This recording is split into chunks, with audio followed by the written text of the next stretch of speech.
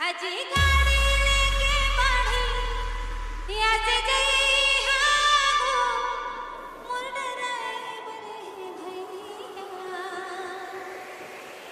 अजी भांग पी के गाड़ी मत चलई हो मुर ड्राइवर भैया।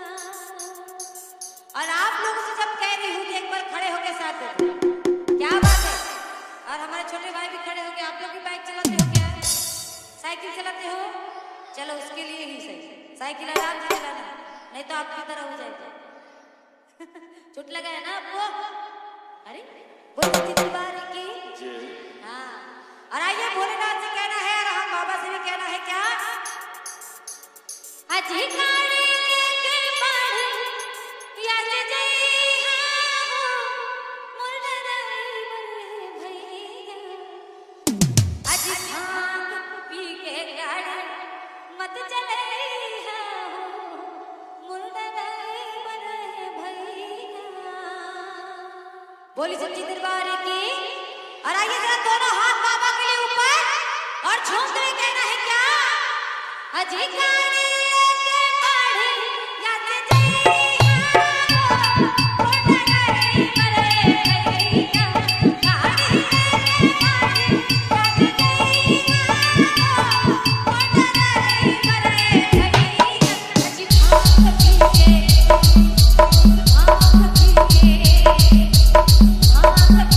गाड़ी मत चलई हो मुर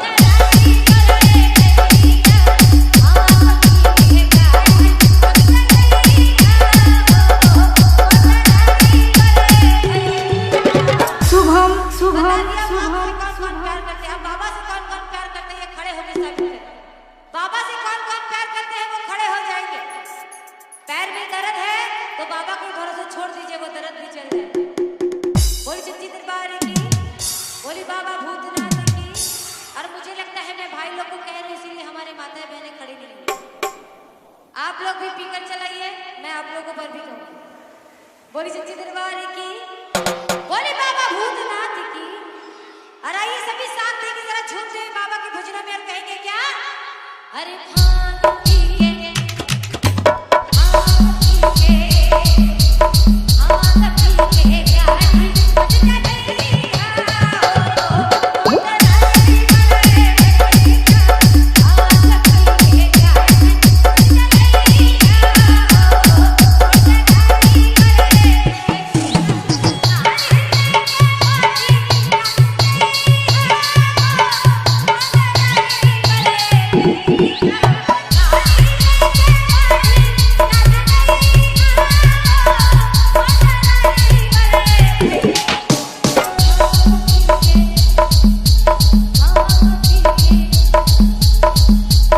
आप लोग भांग खा के हैं क्या? हमारी माता बहन लगता भांग खा के आई है, इसलिए एकदम शांत है, क्योंकि पता चल जाएगा। और आइए मैं चाहूंगी कि सभी की हाजिरी बाबा के दरबार में लगे, बाबा के चरणों में लगे। क्या बात है, सैल्यूट आपको। बोली सच्ची दरबार की, बोली बाबा भूतनाथ की। तो आइए सभी साथ देकर कहेंगे क्या? जरा दोनों हाथ ऊपर पहले, दोनों हाथ ऊपर और कहना है कि भांग पी के भांग पी के गाड़ी मत चलई हो मुर ड्राइवर भैया भांग पी के गाड़ी मत चलई हो मुर ड्राइवर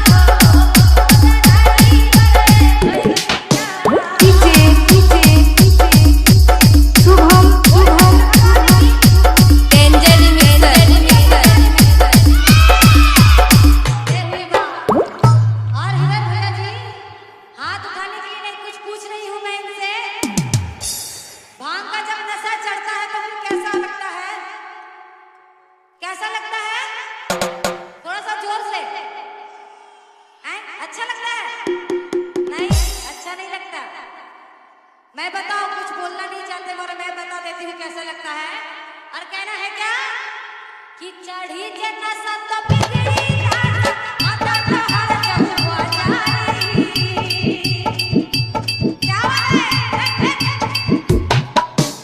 अरे के जाए बत्ती गड़िया ना ना